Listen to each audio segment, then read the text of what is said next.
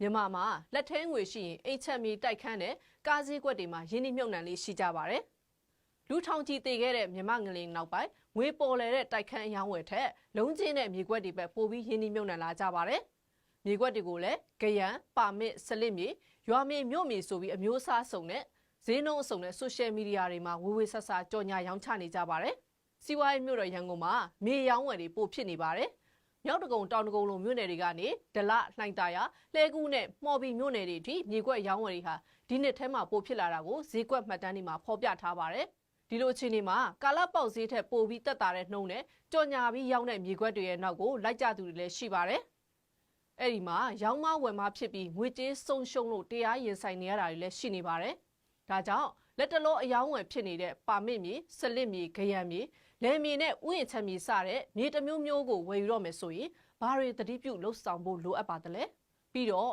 ့ကိုဝယ်တဲ့မြေကအယောင်းဝယ်လုပ်လို့ရတဲ့မြေလားဒါမှမဟုတ်လူနေထိုင်လို့ရတဲ့မြေလားစောင့်ရရှောင်ရချက်တွေကိုအခုလိုပဲရှင်းပြပေးထားပါတယ်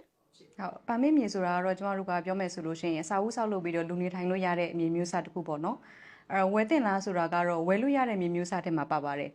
ဒါပေမဲ့ကျမတို့ကဝယ်မယ်ဆိုလို့ရှိရင်ဝယ်ယူတဲ့လူရဲ့ရွေချက်ပေါ်မှာလည်းမူတည်ပါတယ်ဥပမာအနေနဲ့ကိုကဒီပါမစ်မြေကိုဝယ်တယ်ဆိုလို့ရှိရင်ဥပမာဘန်ချိတ်နဲ့ဝယ်တာတော့လကောက်ဒါမှမဟုတ်လို့ရှိရင်လည်းဘန်လုံးယူချင်တာမျိုးဆိုလို့ရှိရင်တော့ပါမစ်ကိုမစင်စားတင်ဘူးပေါ့နော်ချက်ချင်းအဲ့ဒီ process ကိုဆောင်ရွက်လို့မရဘူးပေါ့နာမည်ပေါက်ကိုရင်စွမ်းဆောင်ရွက်ရမယ်ဆောင်ရွက်ပြီးတော့မှကျွန်မခုနပြောတဲ့ process တွေဆောင်ရွက်လို့ရမှာမို့လို့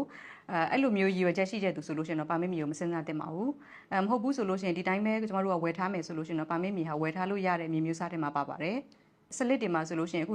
မော်ဘီဖက်တို့ပေါ့လေရန်ကုန်နဲ့နီးစပ်ဆုံးဆိုလို့ရှိရင်မော်ဘီတိုက်ကြီးတို့လှဲကူးဖက်တို့မှာဆိုလို့ရှိရင်စလစ်ပုံစံလေးတွေထွက်တယ်အဲ့ဒီမှာ G တို့မြေမျိုးစားနေရာမှာ G တို့ R1 R2 တို့ဒါမှမဟုတ်လို့ရှိရင် Other ပေါ့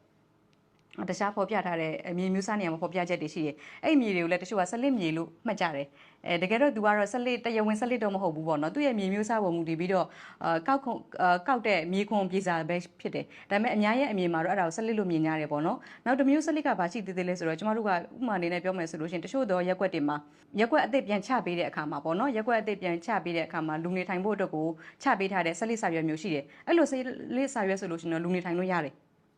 လူနေထိုင်လို့ရဒါပေမဲ့အဲ့လိုစလစ်စာရွက်ကကြတော့ရန်ကုန်မြို့အနေထားနဲ့ဆိုလို့ရှိရင်နည်းနည်းလေးတွေ့ရခဲတဲ့အထက်မှာပါတယ်အများစုတွေ့ရတာဆိုလို့ရှိရင်ခုနကျမတို့ကဆိုလို့ရှိရင်မြောက်ကလာဘက်မှာဆိုရွှေပောက်ကန်ဘက်တွေမှာတော်တော်များများနေရာတွေမှာရှိတယ်စလစ်ပဲရှိကြသေးတယ်ပေါ့နော်ဒါပေမဲ့တချို့သောနေရာတွေမှာလည်းစလစ်ပုံစံမျိုးရှိတယ်အဲ့တော့စလစ်ဆိုတဲ့နေရာမှာလူနေထိုင်ဖို့အတွက်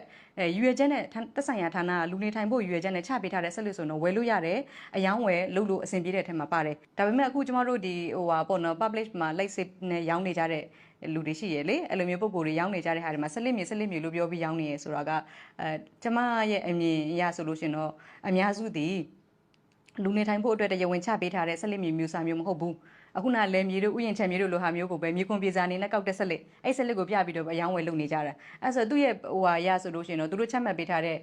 ပြောမယ်ဆိုလို့ရှင် rules ထဲမှာအဓိကလူနေထိုင်ဖို့မပါဘူးလေအဲ့အတွက်ကြောင့်အသိခံရတယ်လို့ကျမတို့မြင်ပါတယ်လက်တလောမှာတော့ပါမစ်မြေကနေဂရံမြေပေါက်ပြောင်းလဲလျှောက်ထားခွင့်ကိုအမြေပေါက်ထားတဲ့သူကိုယ်တိုင်ဒါမှမဟုတ်အဲ့ဒီမြေမှာနာမည်ပေါက်ရှိထားတဲ့သူရဲ့ခင်မွန်းတော့မဟုတ်ဇနီးကသာအမြေပေါက်ပြောင်းလဲလျှောက်ထားခွင့်ရှိပါတယ်။ဒါပေမဲ့အဲ့ဒီမြေကိုစာချုပ်အစစ်အစစ်နဲ့အယောင်းဝယ်လုပ်ထားတဲ့သူတွေအတွက်အမြေပေါက်ပြောင်းတာကိုတော့လက်ရှိမှာဌာနကယာယီပိတ်ထားပါတယ်။ဘာကြောင့်ပိတ်ထားတဲ့ဆိုတာကိုတော့ရှင်းရှင်းလင်းလင်းမသိရသေးပါဘူး။ဒါကတော့အိမ်ချမ်းမြေဝယ်ယူတဲ့အခါမှာငွေကြေးဆုံးရှုံးမှုတွေမဖြစ်အောင်ဘာတွေသတိပြုလှုပ်ဆောင်ရမယ်ဆိုတာကိုရှင်းပြပေးခဲ့တာဖြစ်ပါတယ်။ BBC မြန်မာပိုင်းရဲ့အစီအစဉ်တွေကို Facebook, YouTube, Instagram နဲ့ Telegram တို့မှာဝင်ရောက်ဖတ်ရှုနိုင်ပါတယ်ရှင်။